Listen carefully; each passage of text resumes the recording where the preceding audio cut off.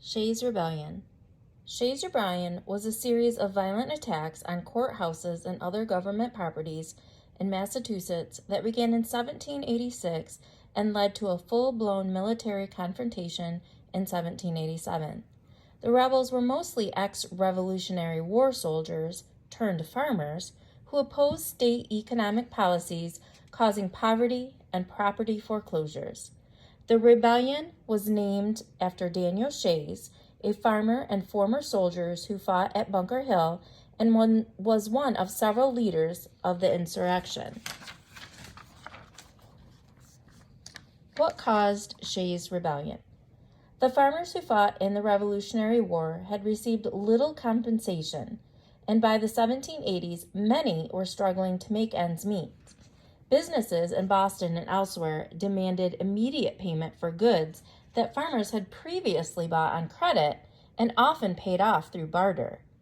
There was no paper money in circulation and no gold or silver to be accessed by the farmers to settle these debts. At the same time, Massachusetts residents were expected to pay higher taxes than they had ever paid to the British in order to assure that Governor James Bowdoin's business associates would receive a good return on their investments. With no means to move their crops and make money to pay off debts and taxes, Boston authorities began to arrest the farmers and foreclose on their farms. The rebellion begins. Farmers first attempted peaceful means to settle their issues. In August of 1786, farmers in western Massachusetts began to take direct action against debtors' courts.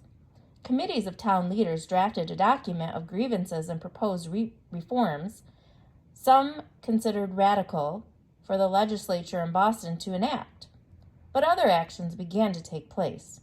In Northampton, Captain Joseph Hines led several hundred men to block judges from entering the courthouse. They were joined by a contingent from Amherst and several hundred more men from elsewhere. In Worcester, judges were blocked from holding courts by crowds of hundreds of armed men. When the militia was called in, those men refused to answer, and many joined the crowd around the courthouse. Daniel Shays. Daniel Shays, for whom the rebellion was eventually named, was a farmer in Pelham and an ex-soldier who fought at Bunker Hill and other significant Revolution battles. Shays became involved with the insurgents sometime in the summer of 1786 and had taken part in the Northampton action. He was offered a leadership position in August, but refused. Soon, however, Shays was leading a sizable group, and the Eastern elite claimed he was the leader of the entire rebellion and a potential dictator. But Shays was only one leader in the rebellion. In September, Shays led a group of 600 men to shut down the court in Springfield. Determined to use peaceful means, he negotiated with General William Shepherd for the court to open while allowing protesters to parade. The court eventually closed down when it couldn't find any jurors to serve.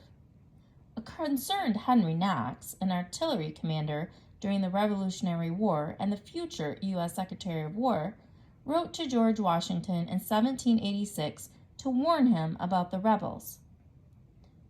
And here is what Henry Knox says. They see the weakness of government. They feel at once their own poverty compared with the opulent and their own force, and they are determined to make use of the latter in order to remedy the former. Their creed is that the property of the United States has been protected from the confiscations of Britain by the joint exertions of all, and therefore ought to be the common property of all. Our government must be braced, changed, or altered to secure our lives and property. We imagine that the mildness of our government and the virtue of the people were so correspondent that we were not, as other nations, requiring brutal force to support the laws. But we find that we are men, actual men, possessing all the turbulent passions belonging to that animal, and that we must have government proper and adequate for him. Shay's rebellion escalates. The insurgents found support in unexpected places. Chief Justice William Whiting of the Berkshire County Court was a wealthy conservative who publicly spoke out in favor of the rebellion, accusing the wealthy state legislatures of making money off the impoverished farmers and claiming the farmers were obligated to disrupt the government. In response, legendary patriot Samuel Adams, however, called for the execution of the rebellious farmers. The Massachusetts legislature offered leniency and flexibility to those with tax burdens. Amnesty was also offered to the rebels if they disavowed the efforts to close the courts. The farmers were expected to take oaths of allegiance to the state government. However, a bill was passed excusing sheriffs from responsibility if they killed any insurgents and declaring harsh punishments for rebels in custody. Soon after, the legislature suspended the writ of habeas corpus for a period of time. Another bill prescribed the death penalty for militiamen who took part in the protests. The situation continued to escalate. In December 1786, a militia assaulted a farmer and his family in Groton, arresting and crippling the farmer, which further fanned the flames of the insurrection. In January 1787, Governor Bowdoin hired his own army privately funded by Boston businessmen. Some 4,400 men under the command of General Benjamin Lincoln were directed to put down the insurgency. Attack on Springfield Arsenal. Shays and other leaders made plans to raid the federal arsenal in Springfield to procure weapons. On the snow-covered morning of January 25, 1787, 1,200 men approached the arsenal. Some men had guns, while some carried clubs and pitchforks. General Shepherd predicted the assault and was waiting at the arsenal. Shepherd believed the insurgents planned to overthrow the government. Meanwhile, General Lincoln's troops marched from Worcester to Springfield to provide additional defense. Two other groups of insurgents traveled to join Shays.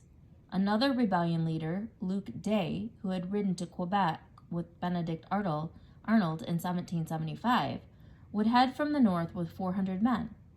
Eli Parsons would lead 600 men from the Berkshires. As they approached the arsenal, shots were fired at Shays and his men. The first two were warning shots over their heads, but further shots left 2 rebels dead and 20 wounded. The rest retreated to Chicopee, sending a message back to Shepherd demanding the dead for burial. Lincoln sent troops up the Connecticut River to prevent advances from Day's group. Shays and his men fled to Petersham. Lincoln followed, causing them to scatter. Shays and his wife fled to Vermont. Aftermath of Shays' Rebellion. Attempts to rekindle the rebellion from Vermont with Revolutionary War leader Ethan Allen failed. Allen quietly gave former rebels refuge in Vermont, but publicly disavowed them. The Boston legislature passed the Disqualification Act banning rebels from serving on juries, holding public office, voting or working as schoolmasters, innkeepers, and liquor salesmen for 3 years. By the summer of 1787, many participants in the rebellion received pardons from newly elected Governor John Hancock. The new legislature placed a moratorium on debts and cut taxes, easing the economic burden the rebels were struggling to overcome. Some rebels were publicly paraded to the gallows before release. 2 were executed for burglary. Shays was pardoned the following year. He returned to Pelham briefly,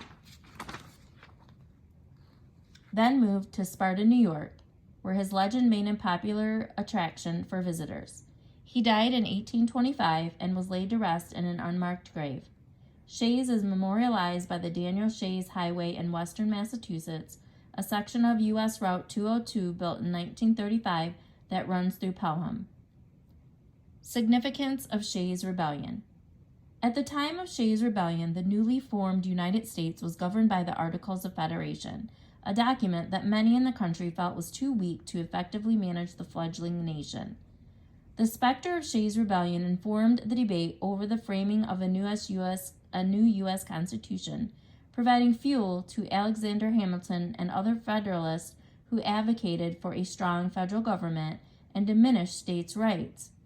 Nationalists used the rebellion to heighten paranoia, and General Washington was convinced enough by their arguments to come out of retirement and take part in the Constitutional Convention, where he was elected the first president of the United States. Shay's name was often mentioned in attacks by the Federalists against critics of the Constitution, who were referred to as Shayites.